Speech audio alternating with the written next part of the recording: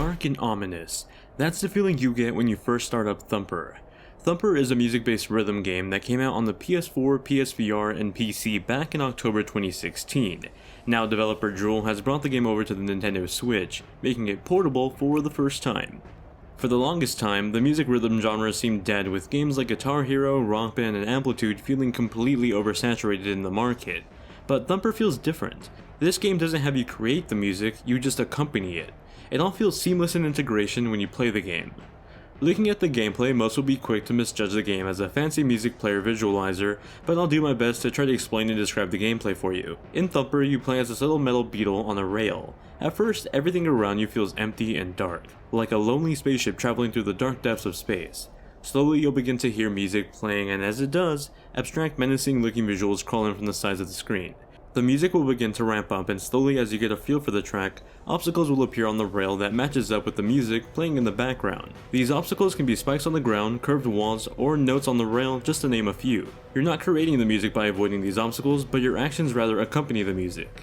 It feels very heroic as your actions like dodging a metal wall or scraping against it just right adds a nice little chime to the music in the background. The music track can be described as these monumental pieces that feel like they're building up to a climax, and they are. Levels in Thumper are broken down into checkpoints that throw obstacles at you that only slowly get more difficult at every checkpoint. At the end of every level is a final boss fight that pushes you to perfectly hit every single green note in order to shoot a projectile at the boss. The rest of the level doesn't force you to hit every single note or dodge every obstacle. You essentially just need to survive. Your little beetle has a shield, and altogether you're able to take 2 hits before dying.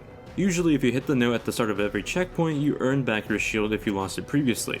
The levels in Thumper start off short with only 15 checkpoints in the first level, but get increasingly bigger as you progress in the game. For example, level 3 has a total of 26 checkpoints. Thumper has 9 levels, but depending on your skill level, one level can easily take you 30 minutes or more just to beat. In total, you can beat the main game in about 8 hours if you have a moderate amount of skill. After beating the game, you actually unlock a harder plus mode that turns the beetle gold and gives you some harder gameplay. Essentially, the gameplay just moves faster and the death is permanent, so you no longer respawn to your last checkpoint once you die. Thumper is a very high score driven game. Checkpoints give you an individual score with a letter ranking that adds up to your final score for that single level. That final score is then uploaded online to the leaderboard system where you can compete against other players online, people on your friends list, or just your local Switch system. Now the big attraction with the Nintendo Switch version of Thumper is the fact that you can play it on the go. Thumper on the Nintendo Switch runs at 720p 60 frames per second when in handheld mode, and that gets bumped up to 1080p 60 frames per second when playing in TV mode. The game runs incredibly well on the Switch, and it's one of the most optimized multi-platform releases I've seen on the system. I don't think this really needs to be explained, but just in case, this is a game that really deserves to be played with a pair of headphones. While you can still enjoy the game out in public with the Switch's speakers, it's a much better and immersive experience when played with a pair of headphones and isolated from distractions. Developer Jewel has made great use out of the console's HD Rumble feature as well. The feeling of slamming and scraping against the sides of the in-game rails is perfectly replicated with the HD Rumble, although you can turn it off if you're not a fan of it.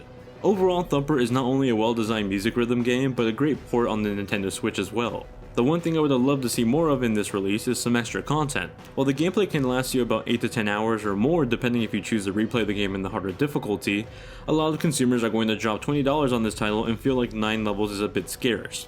With that said, that shouldn't distract you or keep you from playing this game. As someone that's gotten pretty tired of the music rhythm genre, I had an entertaining and pleasing experience with Thumper. It's a game I definitely recommend checking out. Thank you all very much for watching this review. If you enjoyed it, let me know by hitting that like button, get yourself subscribed to be notified when more content like this comes out, and be sure to hit up the description underneath the like button to check out my Discord where you can hang out with me and other people that watch my videos. Thank you all very much for watching, hope you guys have a great day, and I'll see you all in the next one.